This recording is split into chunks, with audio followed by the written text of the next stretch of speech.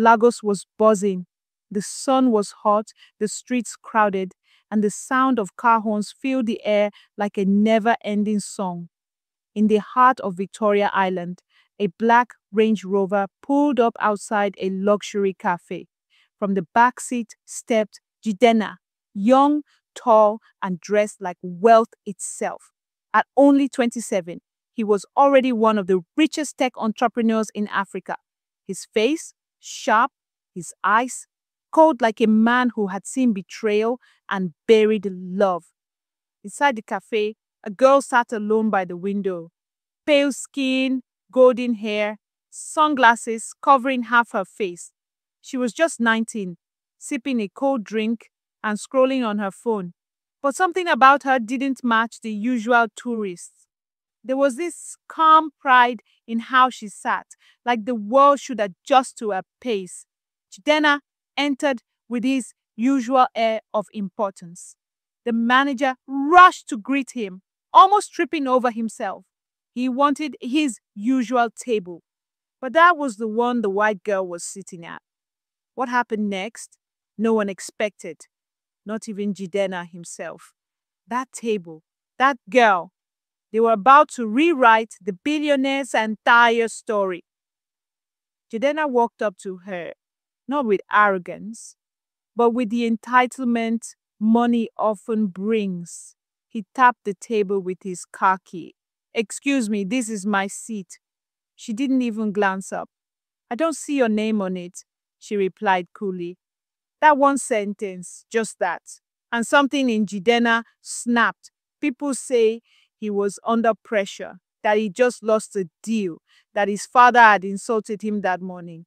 But excuses don't matter when the world is watching. Before the waitress could intervene, Jidena reached out and slapped the girl. A loud, sharp sound.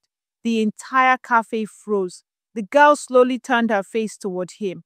Her cheek was red, but her eyes calm, ice cold.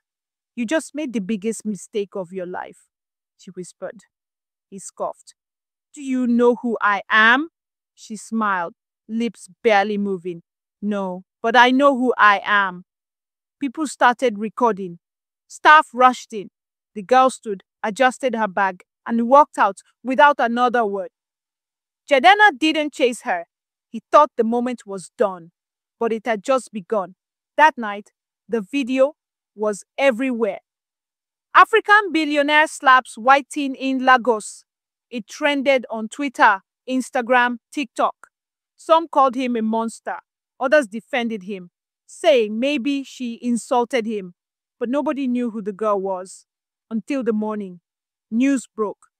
White girl slapped in Lagos is daughter of U.S. Secretary of State. The whole continent paused. Jidena, sitting in his penthouse, nearly dropped his coffee. He stared at the news like it was lying.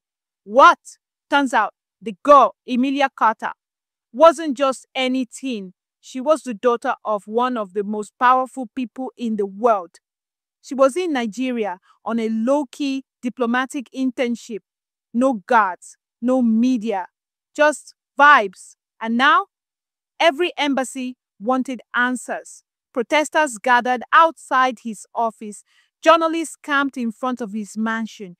Brands started pulling out from deals. Investors stopped picking calls.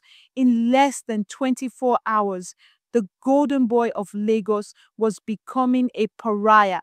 And the worst part, Emilia hadn't even spoken publicly yet. What was she waiting for? By Monday morning, the empire Jidena built with sweat and sacrifice was shaking. His company, Zenovate Tech, was scheduled for a billion naira merger. But instead of closing the deal, board members sat stiffly, their eyes on headlines flashing across their phones. One elderly director cleared his throat. "Jidena, did you really slap the daughter of the U.S. Secretary of State?" Jidena tried to laugh it off. "It was a misunderstanding. She disrespected me." But no one laughed with him. "Respect doesn't excuse assault," another voice added. The boardroom, once a place where Jidena's word was law, now felt like a courtroom. His shares were dropping, and the foreign investors were threatening to pull out. "We're suspending your position as CEO pending investigation," said the chairman firmly. Jidena's jaw clenched. Just like that, years of building from nothing, being the son of a poor tailor, climbing out of the mud with only grit and brains, and now this girl was burning everything down. He stood up and walked out. But deep inside, fear had already started to crawl across his heart. He didn't just slap a girl, he slapped the wrong one. That afternoon, Emilia Carter finally broke her silence. She appeared on national TV, no makeup, her red cheeks still faintly visible. "I'm not speaking for sympathy," she said calmly. "I'm speaking because silence protects power, and power, unchecked, turns to abuse." She didn't scream. She didn't cry, but her words cut deep. "I was assaulted in public, not because I was wrong, but because someone thought their status gave them the right." In that moment, she wasn't just a diplomat's daughter. She became a symbol of resistance, of calling out the mighty, and the world loved it. Hashtags flooded social media. "Justice for Emilia." "Cancel Jidena." Even Hollywood actors reposted a speech. Feminist groups rallied. Nigerian youth, already tired of power-drunk elites, joined in. But what hit hardest? She never mentioned his name once, not once. It was as if he didn't even matter. And that silence was louder than any insult. Later that week, as pressure mounted and lawyers scrambled, Jidena received an unexpected visitor. A black SUV pulled up to his gate. No sirens, just quiet authority. Out stepped a tall, dark-skinned man in a blue suit. American accent, sharp eyes. He flashed his ID, U.S. diplomatic security. The man entered Jidena's mansion without smiling. "You're not arrested yet," he said, "but you're under watch. We suggest you stay in the country." Jidena leaned against the marble counter, suddenly feeling small in his own house. The man paused before leaving. "Do you know why she hasn't pressed charges?" Jidena shook his head. "Because she doesn't want to destroy you. She wants you to destroy yourself." The door clicked shut, and Jidena stood there, breathless, not because of fear, but because deep down he knew it was already happening. Jidena couldn't sleep. The once proud billionaire who never bowed to pressure now lay restless in his penthouse. His phone buzzed constantly. Calls from PR teams, lawyers, journalists, even his mother. But none of it mattered because something deeper was eating him alive. He looked in the mirror and didn't recognize the face staring back. Same skin, same eyes, but the confidence gone, replaced by fear, shame, and something he hadn't felt since childhood, helplessness. Suddenly, he was 12 again. A skinny boy watching his father beg a bank manager for a loan. A boy who swore he'd never be disrespected again. Back then, they laughed at his patched clothes. Now they laugh at his pride. He has spent years building an image, powerful, untouchable, respected. But with one slap, that image cracked like dry glass. And the worst, he didn't even know who he was anymore without it. Inside his company, things were falling apart faster than he imagined. His best friend and CFO, Tunde, held a secret meeting. Investors wanted a new face to lead the company out of scandal. And Tunde, ever the loyal one, was suddenly looking like the perfect replacement. "Jidena is toxic right now," one investor said over Zoom. "We need to clean house." Tunde didn't argue. He didn't defend Jidena either. After the call, he sat quietly in his office and sighed. He owed Jidena everything: his job, his car, even the apartment he lived in. But he also knew something Jidena didn't. There's no loyalty in a burning house. So when the board asked if he was ready to take over, he simply nodded. That evening, Jidena did something he hadn't done in years. He sat down to write a letter, not to a lawyer, not to a friend, but to Emilia. Dear Emilia, I don't expect forgiveness. I'm not even sure I deserve understanding, but I need you to know that slap wasn't about you. It was about a man losing grip on his own pride. He paused. Tears filled his eyes, but he wiped them away quickly. Men like him weren't taught how to cry, especially not in Africa, where emotions were weakness and power was everything. He finished the letter. He read it 3 times. Then he deleted it. Why? Because he still couldn't do it. He could lose his company. He could lose his name. But saying, I'm sorry, that was a different kind of war. And Jidena wasn't ready to fight it. Not yet. Jidena's mother, Mama Ugochi, arrived unannounced. She entered his mansion with bare feet and tired eyes. No makeup, no expensive fabric, just truth on her lips and fire in her heart. My son, she said as she settled on his leather couch, you think money can bury shame? He looked down like a scolded child. Mama, it's not that simple, she scoffed. It is simple. You raised hand to a woman, to a child self, and now you hide in your glass house hoping storm go past. Jidena said nothing. She walked to him and placed her hand on his chest. You forgot who you are. Your father was poor, but he had honor. You are rich, but now even market women spit your name. That's stung. You want peace? She continued. It's not bought, it's earned. Go and fix what you broke before the world turns its back forever. And with that, she left. She didn't hug him. She didn't cry. She came to wake a sleeping lion and left him with the weight of truth. Emilia sat by her hotel window, watching the Lagos sun melt into the ocean. She had been quiet for days, refusing interviews, avoiding reporters. Her silence wasn't weakness, it was calculation. Behind her father paced. You should come back. Let Washington handle this. She shook her head. No, Dad. If I leave now, I become a story. A girl who got slapped and ran away. I'm not a victim. I want to finish what I started. He frowned. You don't owe anyone anything. But she wasn't doing it for them. Not the public. Not even for justice. She was doing it for the girl in her who had been silenced too many times. The one who was told to smile, sit still, be polite. This wasn't about Jidena anymore. It was about power, how it's used and misused. And now it was time to flip the script. The next morning, the world woke up to something strange. A billboard in the middle of Lagos. Jidena's face on one side, Emilia's on the other. In the middle, a message. What is power without humility? The internet exploded again. Was it real? Was it a campaign? A joke? Number. It was Jidena. For the first time, he didn't speak with money. He didn't flex his ego.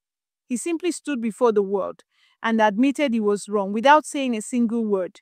It wasn't an apology letter. It wasn't a speech. It was a symbol. And somehow, it worked. People began to argue less. Some forgave. Some didn't. But one thing was clear. The man who once ruled with pride was learning how to kneel. Jidena finally left his mansion after weeks indoors. No security convoy, no designer suit. Just a simple native wear and dusty slippers. People turned when they saw him. Some whispered, others recorded. He didn't wave. He walked into a small NGO in Yaba, Safe Voices Africa, a place that helped young girls who had suffered abuse. He stood awkwardly as the director, Mama Dupe, looked him over like a stubborn child. You sure you want to be here? She asked. I don't know what I want anymore, he replied honestly. She nodded slowly. Good, that's a start.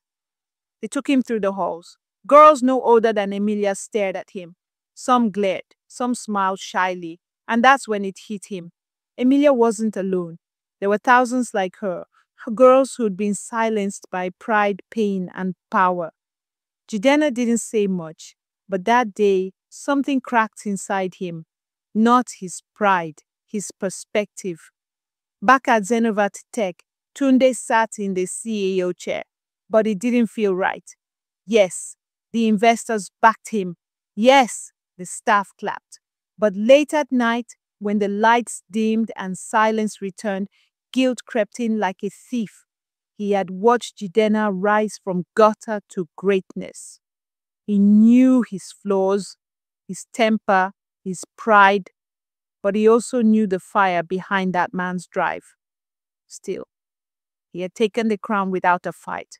Then one day, a message popped up on his screen from Jidena. You are always better at this than me. Don't let the money change you. I'm proud of you.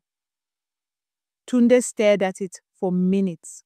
No bitterness, no sarcasm, just grace. And for the first time in days, Tunde smiled because that message didn't come from a billionaire. It came from a friend. 3 days later, Jidena received a handwritten note at his doorstep. No return address. Just 5 words. Let's finish this. EC. His heart jumped. He read it twice, then a third time. She was reaching out, not to punish, not to forgive, to talk, to end what began with a slap in a crowded cafe. He didn't know what to expect. A confrontation, a demand, another public trial. But he knew one thing. He wasn't the same man anymore. He folded the note carefully, placed it in his pocket, and whispered to himself, "Let her speak. This time, I'll listen." And with that, he prepared to face the girl whose silence shook his kingdom, not with power, but with truth. The venue was unexpected. Freedom Park, Lagos Island. A quiet, open space surrounded by history. The place where colonial chains were once broken. Maybe it was symbolic. Maybe it was just neutral ground. Jidena arrived first, dressed simple again. No staff, no press, just a man ready to listen. Then she came, Emilia Carter. Still calm, still graceful, but with eyes that carried weight. She wore jeans and a white blouse, no makeup, no guards, just purpose. They sat across from each other. For a moment, the words stood still. "I'm not here for a show," she said softly. "Not for claps, not for pity." "I know," he replied. There was a long silence. Birds chirped in the background. Children laughed from somewhere distant. Then, with a deep breath, Jidena spoke. "I've been wrong, not just to you, but to every girl I've ever looked down on because I thought my money gave me permission. I was raised to be a man, but I forgot to be human." Emilia blinked, not shocked, just listening. This wasn't about revenge anymore. It was about reckoning. Emilia leaned forward, her hands folded on her lap. "You know why I didn't press charges?" she asked. He shook his head.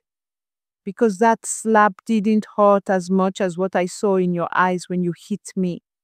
Nothing. No fear, no shame, just a man who believed I didn't matter." Jidena looked down.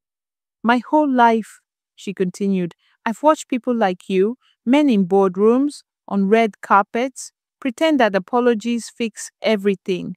But pain doesn't go away with words. It goes away with action."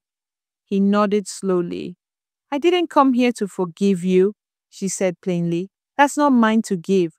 What you owe isn't to me. It's to every girl you'll meet after this." And for the first time in a long while, Jidena didn't try to explain himself. He just listened, because she was right. They stood up after the talk. No handshake, no smiles, just mutual understanding. Before leaving, Emilia turned back. "Do better. That's all." And then she was gone. Jidena remained rooted, looking out across the park. not thinking about business, not about PR, just about what kind of man he was becoming. Later that week, he made a public statement, not to defend, not to spin, but to announce a foundation, the Carter Initiative, a mentorship and protection program for young girls across Nigeria and Africa. He didn't put his name on it. He didn't stand at the launch. He just funded it and walked away quietly because now he understood something deeper. Power isn't in the wealth you flaunt, it's in the wounds you choose to heal. Weeks passed. The trending hashtags slowed. The gossip blogs found new scandals. The world moved on, as it always does. But for Jidena, the silence was louder than the headlines had ever been. He stood one morning on the balcony of his now modest apartment. The mansion had been sold, the staff released. He needed quiet, space to think. Gone were the luxury suits and the long convoys. Now he wore plain shirts and drove himself. He greeted neighbors. He bought roasted corn from roadside vendors. He started living like a man, not a brand. And you know what?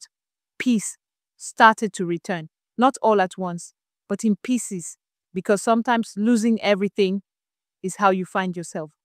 One afternoon, Jadena walked past a small school in Agege. Outside, girls were playing, laughing, running. Then he noticed one sitting alone under a mango tree, sketching in a worn-out notebook. She wore a red cap and big glasses, her face serious, focused. He stopped. "Hi, what are you drawing?" She looked up, squinted, then smiled shyly. "A girl standing on a mountain." "Why?" "Because girls can stand on anything if no one pushes them down." He felt a chill in his chest. He reached into his pocket and handed her a card. "Tell your parents to call. Your school fees are on me." Her eyes lit up. "Why?" He smiled. "Because someone once reminded me that power should lift, not crush." And just like that, he walked away, quietly. The Carter Initiative grew quietly. From Lagos to Port Harcourt, from Kano to Enugu, young girls were receiving scholarships, mentorship, safety. The program ran without Jidena's face on it. He never gave speeches. He didn't need to. Behind the scenes, Emilia kept track. She never reached out again, but she watched and she smiled. Not because the past was erased, but because it wasn't ignored. In every community the initiative touched, whispers started. "Do you know who started this?" Yes, that billionaire, the one who made a mistake and chose to grow. People began to tell his story, not as a scandal, but as a lesson. And maybe, just maybe, that was better than any apology. It had been a year. Jidena stood outside the same cafe where everything began, the same table, the same scent of fresh coffee in the air. But this time, he was a different man. He didn't walk in with pride or with the weight of a name. He ordered a drink like everyone else, smiled at the waiter, and sat at a corner table. Not his table, just a table. Nobody rushed to take photos. No manager scrambled to reserve his seat. And still, he felt whole. Because sometimes the loudest moments in life are the quietest ones, when nobody's watching and you're finally at peace with who you've become. He took a sip and looked around. No drama, no cameras, just life moving on, and him finally moving with it. Back home, Jidena opened his drawer and pulled out something he had almost forgotten. That letter, the one he wrote to Emilia and never sent. He read it again, his raw truth, his regrets, his brokenness laid bare.